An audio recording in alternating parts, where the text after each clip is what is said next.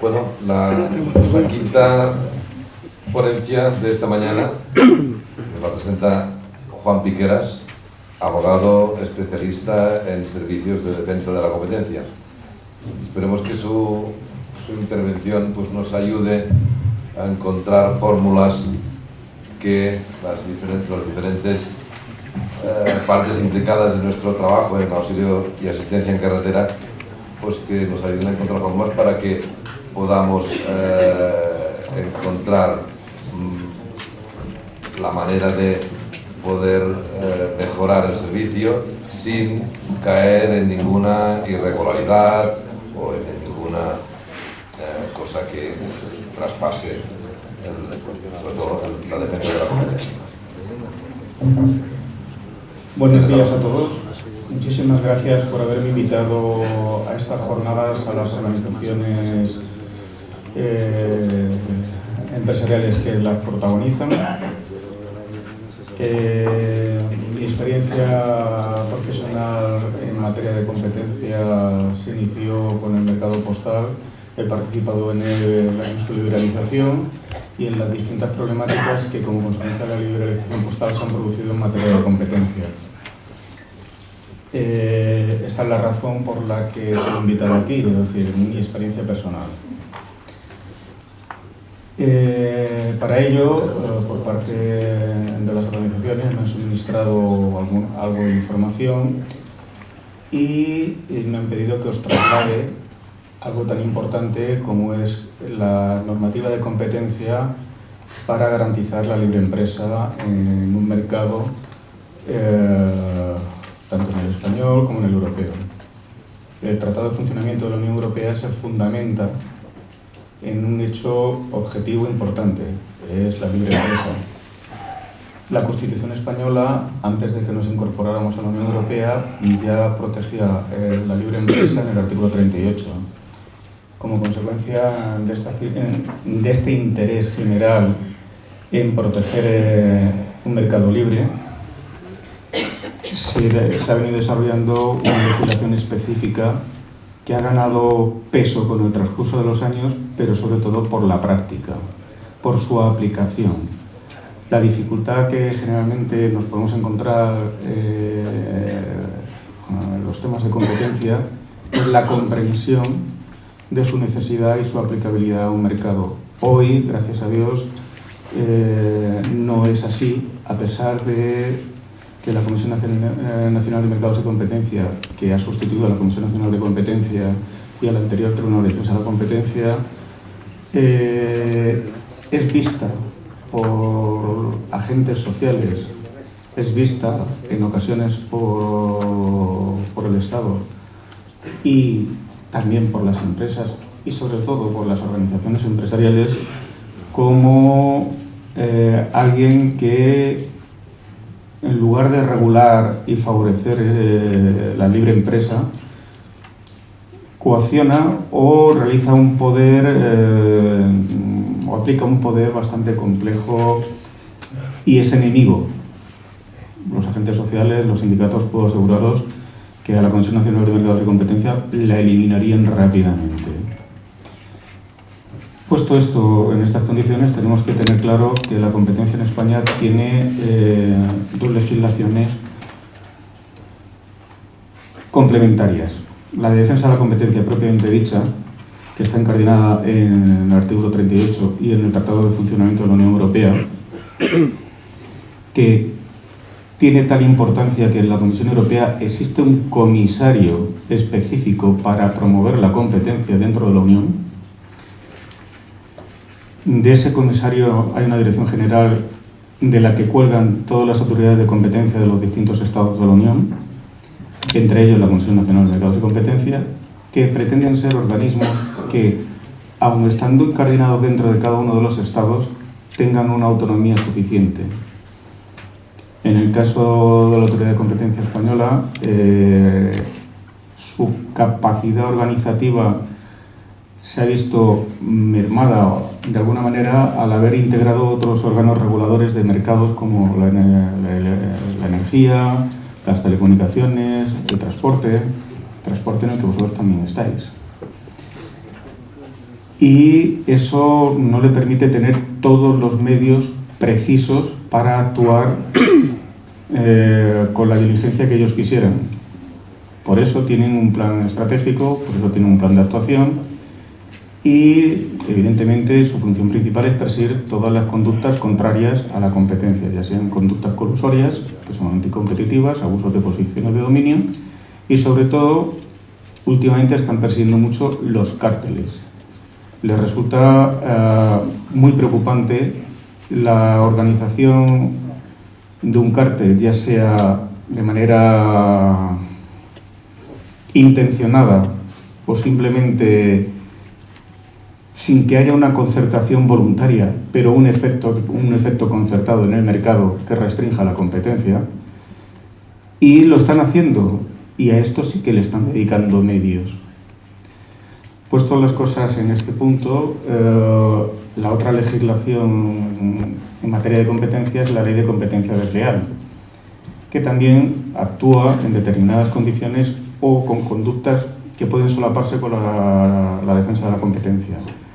Pero en realidad, mientras una es un procedimiento administrativo en un órgano regulador autónomo, pero dependiente de la Unión Europea, con patrimonio o presupuesto propio, pero que también se nutre del importe de las sanciones que recauda, que está incidiendo en el mercado y en el desarrollo de las políticas de competencia en nuestro país, pero también en la Unión Europea en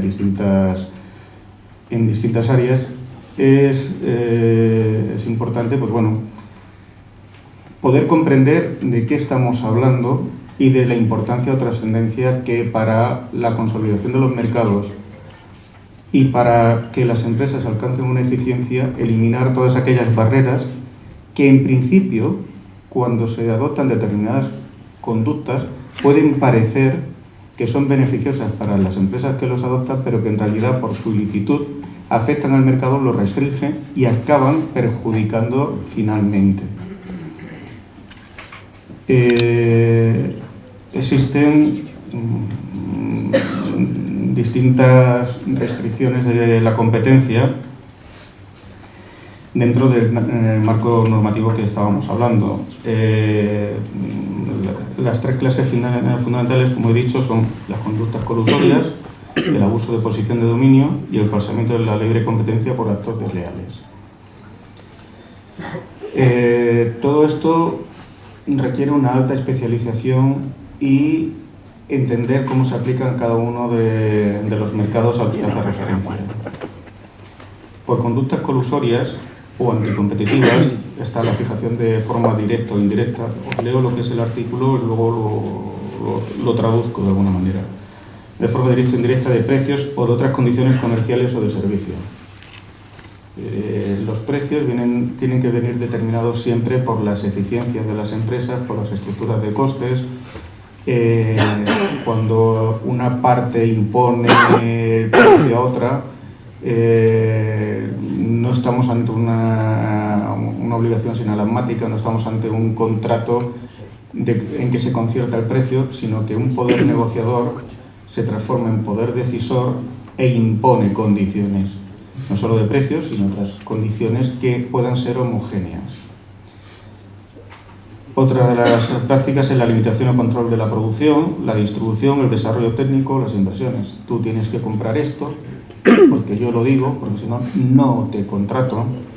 Tú tienes que tener este tipo de desarrollo técnico, este tipo de aplicación, porque si no, no te contrato.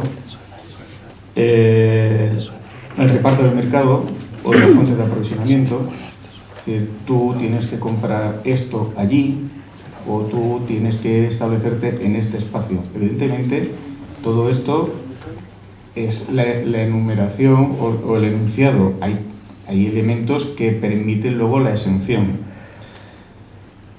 La siguiente práctica es la aplicación en las relaciones comerciales o de servicio de condiciones desiguales para prestaciones equivalentes, que coloquen a unos competidores en situación desventajosa frente a otros.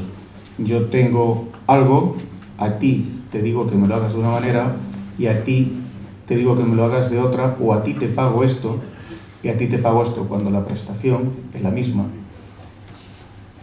Eso es una práctica anticompetitiva. Y la otra conducta colusoria dentro del gran grupo es la subordinación de la celebración de contratos a la aceptación de prestaciones suplementarias que por su naturaleza o con arreglo a los usos de comercio no guardan relación con el objeto de tales contratos. En su día tuve un caso específico que resultó un poco complejo por las vicisitudes que tuvo el expediente, que fue un caso de precios vinculados o descuentos vinculados. En aquel caso, Correos exigía a determinados clientes unas condiciones y les decía: si tú a mí me lo das todo, yo te practicaré este descuento. Si tú le das a mi competencia X, no te doy el descuento, te voy a reducir el descuento. No era un descuento de fidelización desde el punto de vista legal adecuado, en tanto en cuanto estaba imponiendo unas condiciones a los clientes que excluían a los competidores de una manera ilícita. Esto se trató por el Tribunal de Defensa de la Competencia, sancionaron a Correos con 14 millones y pico de euros, llegó a la Audiencia Nacional que confirmó, llegó al Tribunal Supremo que confirmó. Es una conducta que normalmente no somos conscientes, pero que la vemos muchas veces. Que si alguien denuncia, es decir, ya existe un precedente en España en ese sentido. Otro tipo de conducta similar es, en este caso sigue siendo el mismo actor, perdonad, pero es que está así, tiene un clavo, no sé si es vuestra mirada o el clavo, pero estoy incómodo. Voy a poner una forma mejor. Otra situación similar que también le supuso una sanción, son ejemplos, no se pretende nada más que esto.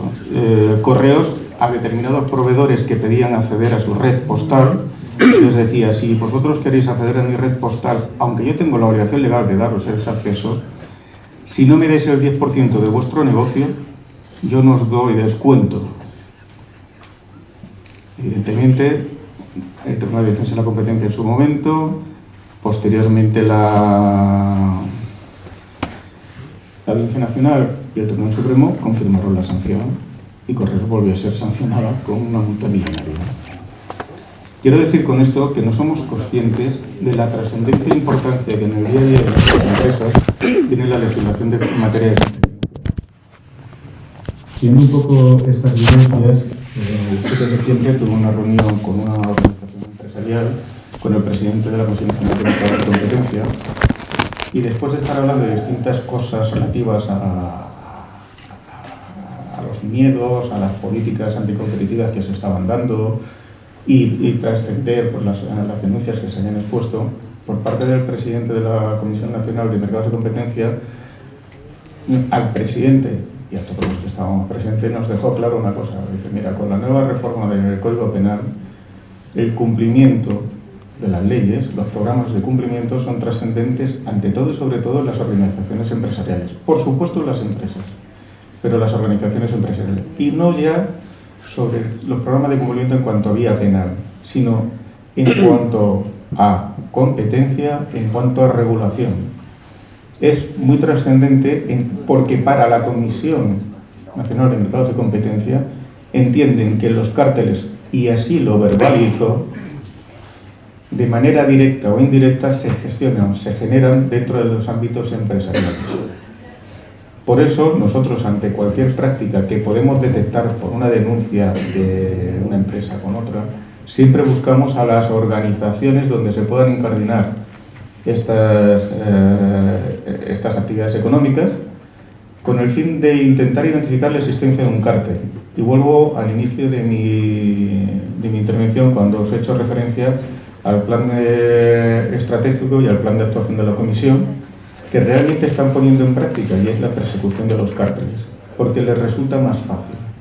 Y les resulta más fácil por una cuestión muy sencilla, porque está el programa de clemencia que determina que aquel que crea que está participando en un cártel y que se avance y denuncie el cártel aportando pruebas suficientes, queda exento de cualquier sanción.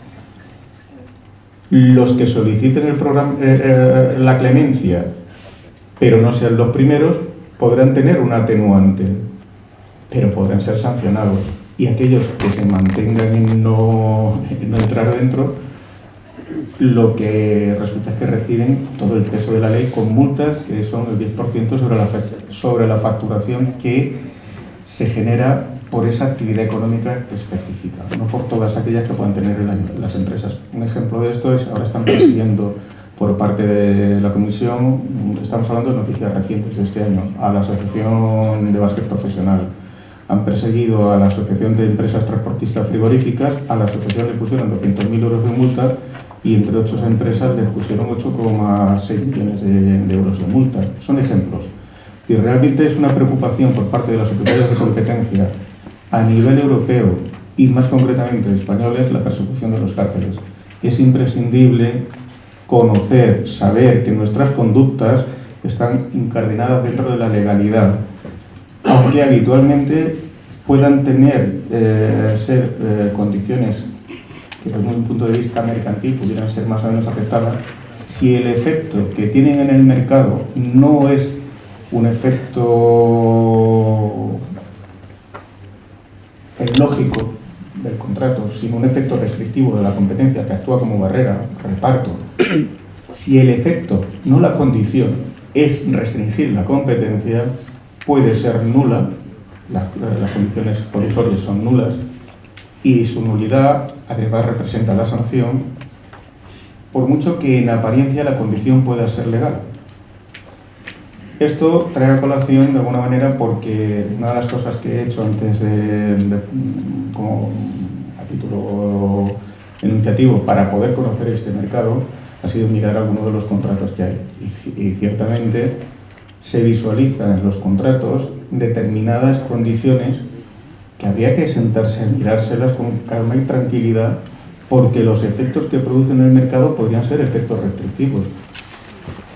Por ejemplo, el tema de precios. Volviendo a la casuística que yo he vivido, una de las denuncias que hubo Correos fue precios predatorios. Una denuncia de precios predatorios no es fácil, nada fácil de resolver.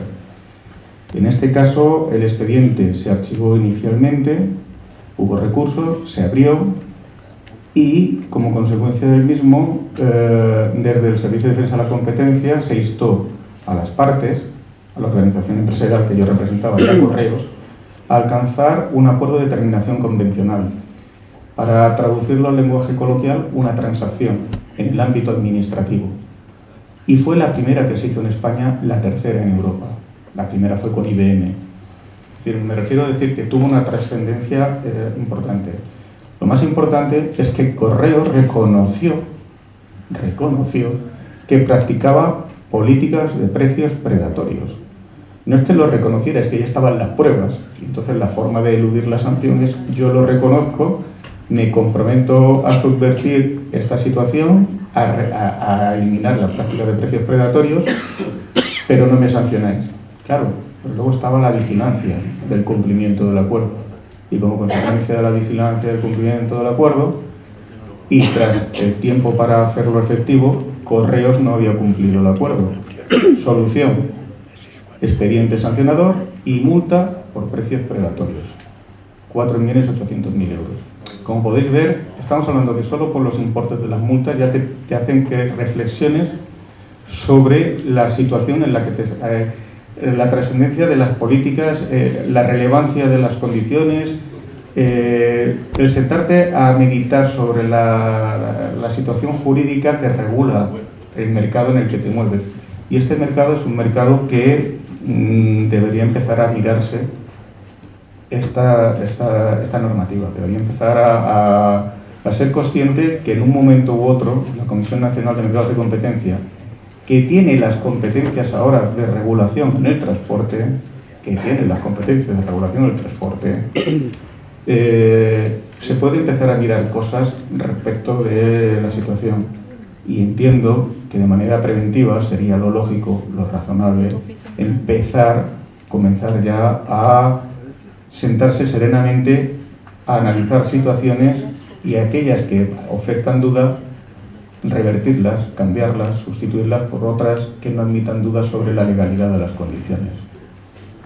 En principio, yo no pretendía dar una clase ni una ponencia excesivamente técnica, porque entiendo que no es el foro adecuado, pero sí intentar ser algo divulgativo sobre la trascendencia de algo que habitualmente no se la vemos.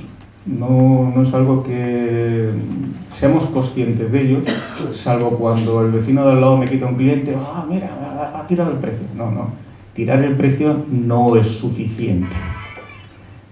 Es decir, hay que hacer unos estudios económicos para racionalizar la conducta.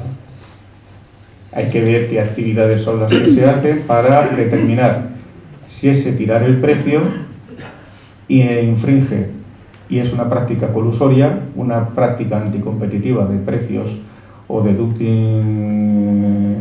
en cuanto a precios, o no. No es coger y decir precio predatorio, no es así. Hay que hacer un análisis. Pero no solo son los precios, son condiciones de prestación. Una de las cosas que más o menos he visto es todo el tema de las condiciones en que se penaliza determinados incumplimientos por no por ejemplo, tienes una hora para prestar el servicio de auxilio en carretera, pero hay una serie de circunstancias que a veces te impiden. La realidad de las condiciones, el efecto que yo he podido ver en las condiciones penales, no es sancionar el no prestar el auxilio como bien jurídico, tal como lo ha planteado el coronel o lo ha planteado el fiscal, como un bien jurídico protegido de resolución inmediata. No, es una cuestión simplemente de intentar conseguir una reducción del pago del precio al prestador del servicio, tal como se ve el efecto, cómo opera el efecto, no el bien bajo el cual se despliega el paraguas que justifica la condición. Es decir, hay cosas que hay que mirarlas con calma, porque no pueden ser aplicadas de manera tan automática. Supongo que en el turno de preguntas habrá alguna consideración respecto a lo que os he estado comentando, pero creo que en primer lugar la responsabilidad por parte de las organizaciones empresariales que han iniciado este foro, como de todas aquellas otras organizaciones empresariales que tengan relación con la actividad de auxilio en carretera, exigiría pues, que se sienten con calma a conocer, examinar y establecer un código deontológico y unas medidas preventivas que permitan orientar y detectar, ojo, no solo implementar el código deontológico, sino detectar conductas ilícitas y denunciarlas. Porque si no se denuncian, el programa de cumplimiento no muestra su eficacia, y si no se muestra la eficacia, la posibilidad de la exoneración de la responsabilidad desaparece. En lenguaje coloquial, si yo digo que voy a hacer una cosa o que voy a vigilar que mi conducta es correcta, si uno de mis empleados no hace bien el trabajo, soy yo quien tengo que denunciarlo, no tengo que esperar a que venga alguien a denunciarlo, porque tengo que demostrar que mi sistema funciona y por tanto es correcto. Si yo consigo demostrar que mi sistema de prevención funciona, evito ser sancionado por la Comisión Nacional de Mercados de Competencia. Y repito, las sanciones no son baratas, para nada. Os he puesto un ejemplo, pero es que a Telefónica le pusieron una multa de 75 millones de euros. A ver, y hay multas todavía más gordas. Es decir, que no es algo que sea para mirar a otro lado, sino creo que por haber sido invitado en esta ocasión, ya empieza a despertarse la necesidad de conocer cuáles son estas circunstancias y en qué términos pueden afectarlos. Y creo que en estos momentos, con el breve análisis que he hecho, hay cosas que no estáis muy en el punto correcto. Y repito, no por la redacción desde el punto de vista escrito, no. Los efectos que producen en el mercado son el humo que indican que el incendio está allí, y es el humo que huele y ve la Comisión Nacional de Mercados y Competencia en cuanto a la detección. En primer lugar, y como prioridad para ellos, reitero, la existencia de un posible carácter voluntario o involuntario. En principio, os podría explicar muchísimas cosas, pero creo que hoy por hoy, hasta aquí, y con vuestras preguntas puedo ampliar más mi intervención. Muchas gracias.